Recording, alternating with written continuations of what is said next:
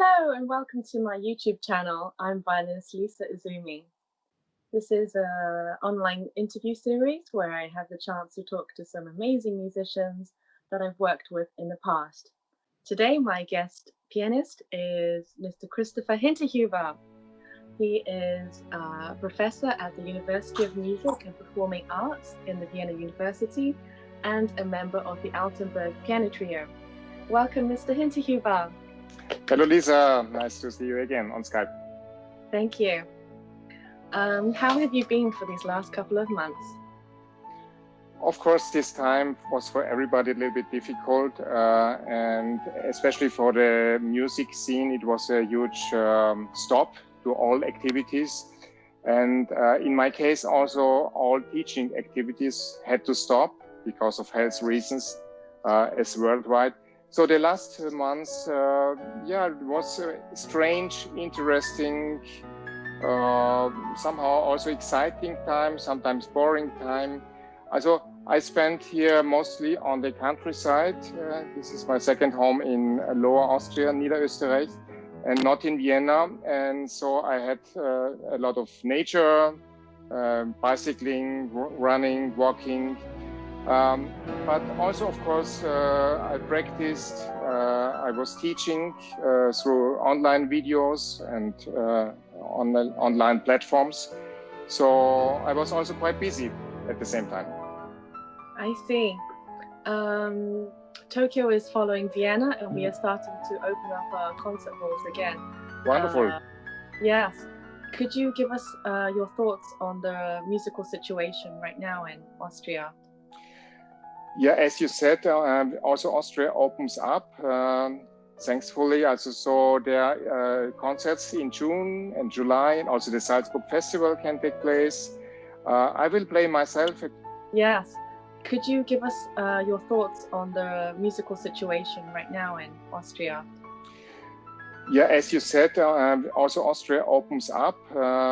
Thankfully, also, so there are concerts in June and July, and also the Salzburg Festival can take place. I will play myself a concert on June 25 with my Altenberg trio in Musikverein again, and we are very happy to be on stage, of course, so soon. Yes. Yesterday I heard a concert, and it had been 4 months since I heard a live performance, and there's something very... okay. What did you listen to? I heard a violin recital in... Okay. Yeah. Wonderful. Yes.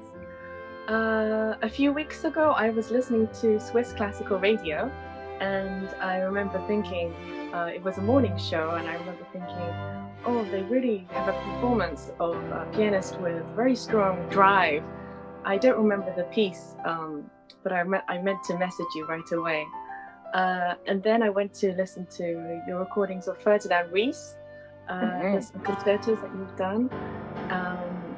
Could you give us some thoughts about this composer that you've recorded many times?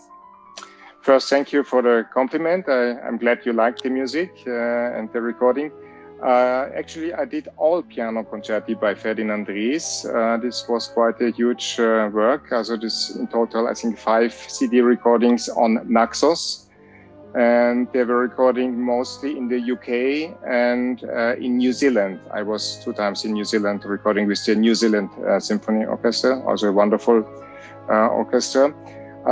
Also the style of F.Ries is very interesting because he is right between classic and romantic style. And he was a friend and a contemporary and a student, I would not say more a friend of Beethoven. And he composed, of course, strongly influenced by Beethoven, but there are many passages reminding of Mendelssohn, Chopin, and later composers. And I think it's quite an interesting mix. And I always enjoyed to play these pieces. So I'm glad something of this spirit also was caught on the CDs, obviously. Yes. I especially admired how naturally you seem to translate your ideas into the tone, into your fingers. I was wondering if this process comes quite naturally to you, if you understand what I mean. Yes, I understand. Yeah. of course, sound is very important for all of us. Sound quality. I think it's not it cannot be explained simply because it depends on the piece, on the composer, on the style, on the piano, on the hall, on the orchestra. So there are many things, but I think the foremost imagination should be for all us instrumentalists the human voice. So if we try to sing on our instruments, everything will be fine. Thank you. Also, I noticed that you are exceptionally nimble with your fingers. Is there something that you do to keep up this maintenance? So especially in this music, Ferdinand Ries, there are a lot of scales, arpeggios, and all the stuff we learn in the Czerny etudes and Beethoven sonatas. So, but I think there's no need to do some gym for your fingers. Also, if you play pieces, repertoire like this, if you play early Beethoven sonatas, you will be very fit on the piano. If you play maybe only slow pieces, Chopin nocturnes is wonderful, but at some point you will miss some activity maybe. Thank you. It's sad to learn that Kusatsu Festival is taking a break this year. You usually take on many programs, both solo and for chamber music. Looking back at this festival since you first started coming, what has it meant to you to be part of it?